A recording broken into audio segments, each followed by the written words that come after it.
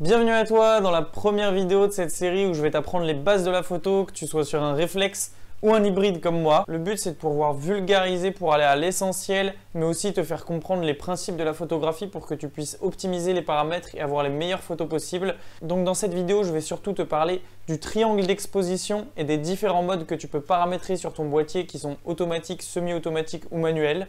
Si tu veux évoluer en photo, n'hésite pas à t'abonner à cette chaîne pour pouvoir voir toutes les vidéos de cette série et c'est parti!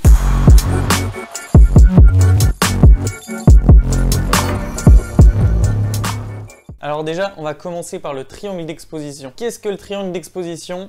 Ça s'appelle triangle parce qu'il y a évidemment 3 paramètres qui vont rentrer en jeu et qui vont pouvoir gérer la lumière que tu as dans ton capteur, mais pas que. Donc ces 3 paramètres, ce sont l'ouverture, la fréquence d'obturation et les ISO. Donc en photographie, l'ouverture, c'est quelque chose qui vient de ton objectif et non pas de ton boîtier. La taille de l'ouverture, elle est mesurée en diaphragme et plus ce nombre est petit, plus l'ouverture est grande. Quand on achète un objectif ou qu'on règle ce paramètre sur notre boîtier, on voit après le F un chiffre. C'est ce chiffre qui désigne l'ouverture.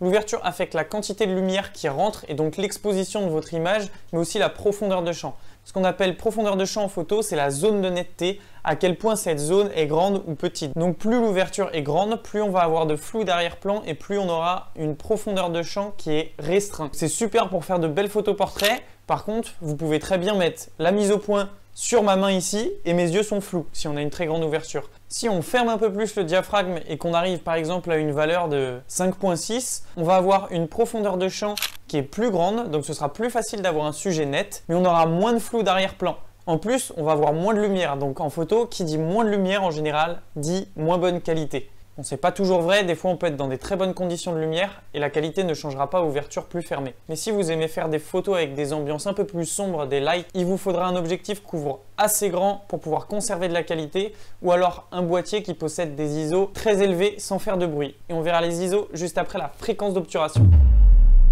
Pour vous imager la fréquence d'obturation, ce qui peut être bien, c'est de parler d'un robinet. Et oui, d'un robinet. Bon, on parle ici de fréquence et pas de débit, comme le débit de l'eau qui pourrait couler à un robinet, mais vous allez voir que c'est assez comparable. La fréquence d'obturation désigne la vitesse à laquelle l'obturateur reste ouvert. Qui dit obturateur ouvert dit robinet ouvert. Et donc plus l'obturateur est ouvert longtemps, plus il y a de lumière qui a le temps de passer à l'intérieur pour aller sur votre capteur. Comme un robinet qui, plus il est ouvert longtemps, plus il laisse une quantité d'eau passer importante. La fréquence d'obturation est mesurée en secondes et on la retrouve sur tous les appareils en fractions. Donc 1 sur 100 qui veut dire 1 centième de seconde. 1 sur 600, 1 sur 4000, 1 sur 8000. Des appareils peuvent monter encore plus haut mais ça commence à être très élevé.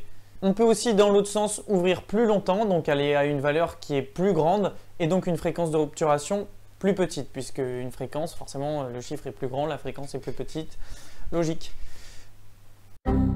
Par exemple, si on prend une photo de 4 secondes, ça nous permet d'avoir énormément de lumière qui rentre sur le capteur. Si vous faites ça en pleine journée, vous aurez une photo toute blanche. Par contre, si vous faites ça de nuit, vous pourrez voir dans le noir. Et ça, c'est super pour l'astrophotographie, par exemple. On a d'autres techniques de prise de vue qui sont appuyées sur la fréquence d'obturation qui permettent de laisser un flou de mouvement. Et c'est le deuxième impact qu'a la fréquence d'obturation.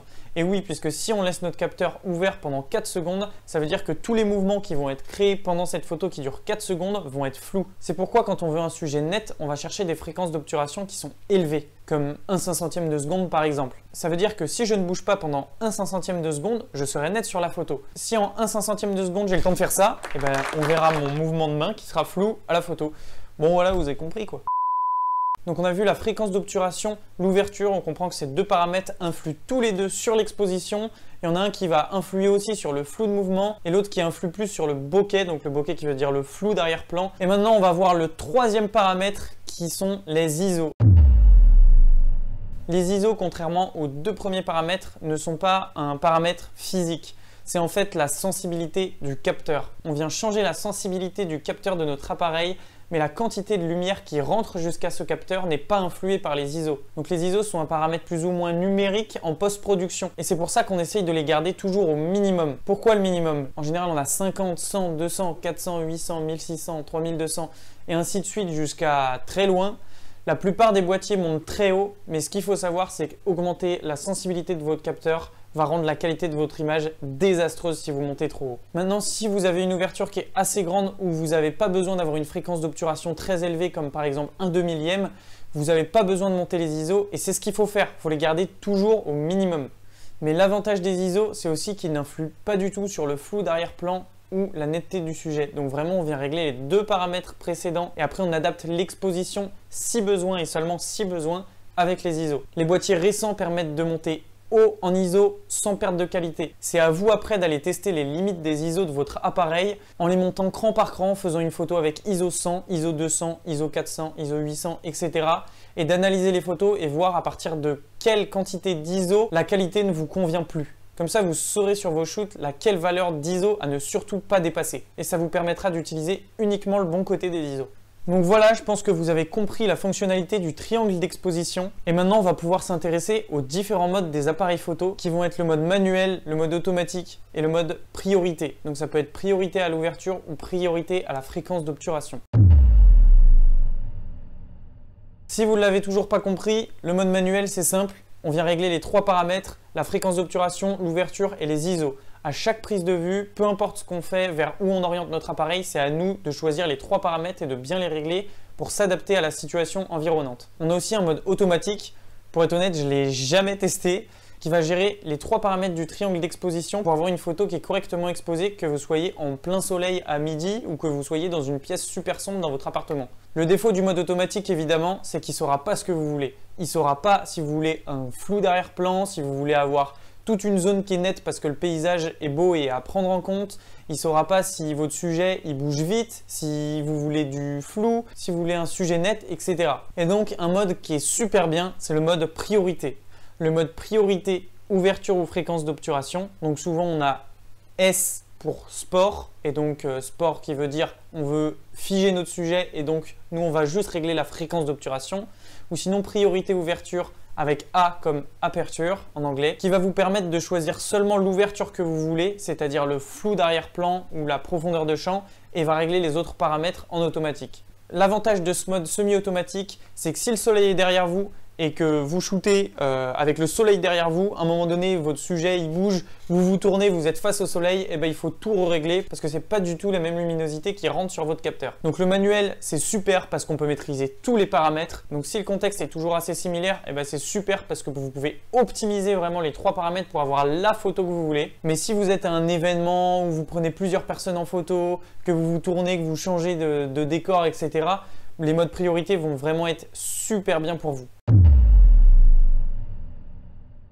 En photo, moi j'utilise essentiellement le mode manuel, alors qu'en vidéo plutôt le mode priorité ouverture. Mais même en photo, ce mode priorité ouverture ou même priorité à fréquence d'obturation peut être super bien pour réussir toutes vos photos. Forcément, elles seront peut-être un tout petit peu moins parfaites puisque vous ne maîtriserez pas tous les paramètres, mais les boîtiers d'aujourd'hui sont assez intelligents pour mettre tout le temps les ISO au minimum et adapter plutôt le deuxième paramètre que vous ne réglez pas. Par exemple, si vous réglez la priorité ouverture, il va régler la fréquence d'obturation. Donc c'est à vous de faire un choix sur ces modes de prise de vue, lequel vous conviendra le mieux en fonction de la situation dans laquelle vous êtes. Mais moi, je vous conseille fortement de faire beaucoup de tests, que ce soit chez vous, que ce soit sur le terrain, en mode manuel. Parce que vous allez vraiment voir l'impact des trois paramètres. Vous allez pouvoir jouer avec ces paramètres et justement avoir différents aspects, différents rendus de vos photos. Et une fois que vous aurez bien pris en main ces trois paramètres, vous serez capable de choisir un mode semi-automatique comme par exemple priorité ouverture ou priorité à la fréquence d'obturation qui sera plus adapté à votre prise de vue et vous permettra de gagner en efficacité. Si je peux vous donner un conseil, c'est de viser l'ouverture la plus grande possible, c'est-à-dire le chiffre le plus petit possible, et privilégier une fréquence d'obturation petite. Faire ça va vous permettre de maximiser la lumière qui rentre sur votre capteur. Et qui dit plus de lumière dit on ne se risque pas à avoir un manque de lumière et donc avoir une image dégradée. Voilà, donc j'espère que cette vidéo vous aura familiarisé avec les termes de base de la photographie. Donc on parle du triangle d'exposition avec ces trois paramètres qui la composent. Évidemment, on va avoir d'autres paramètres qui peuvent rentrer en jeu comme la taille du capteur ou d'autres paramètres automatiques que va pouvoir avoir votre boîtier. Mais c'est vraiment pour moi essentiel de comprendre ces trois paramètres. C'est pour ça aussi que j'ai employé tout le temps le vocabulaire adapté à ça. C'est pas pour vous embêter ou pour faire genre, c'est vraiment pour assimiler ces notions car c'est celles que vous retrouverez à l'intérieur de votre boîtier. Je vais répondre à une question un peu plus subtile, c'est la question bonus. C'est quoi la différence entre augmenter l'exposition sur un logiciel de retouche photo ou sur notre téléphone après avoir pris la photo par rapport à augmenter les ISO qui est aussi un paramètre numérique si on veut?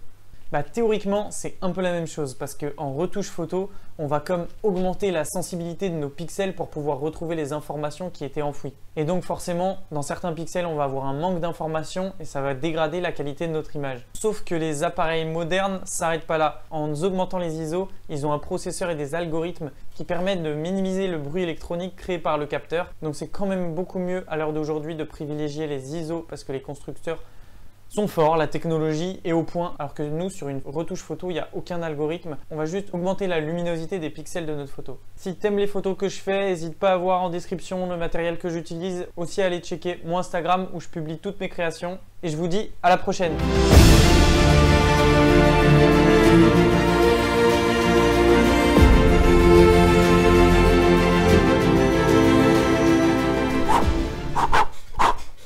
Merde.